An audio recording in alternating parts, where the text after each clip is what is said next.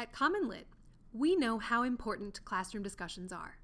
They help students more deeply analyze a text while building crucial listening and speaking skills.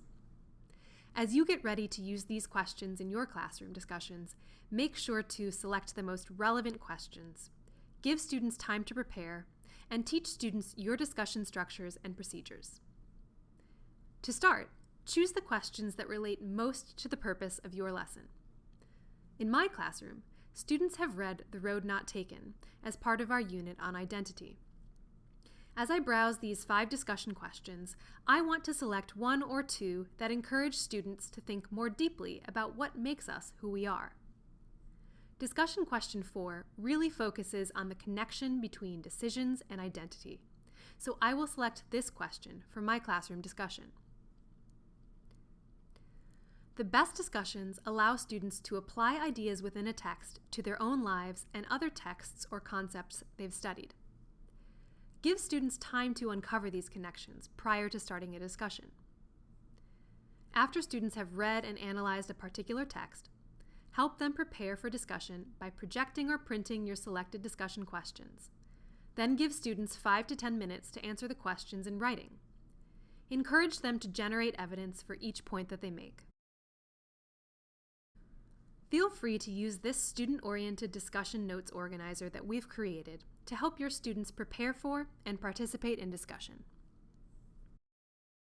In order to make sure that your discussion runs smoothly, it's important to teach students your discussion structures and procedures.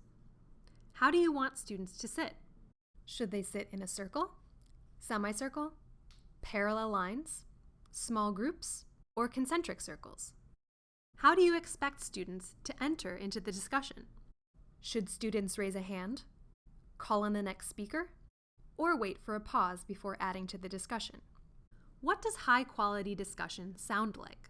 Some, but not all, high-quality discussion skills are paraphrasing the previous speaker, using appropriate transitions, stating a claim, providing evidence, and explaining how evidence supports a claim. For my discussions, I ask my students to pull their chairs into a circle with a pencil and their discussion notes. Students know to raise a hand and wait for the previous speaker to call on them before they enter the conversation.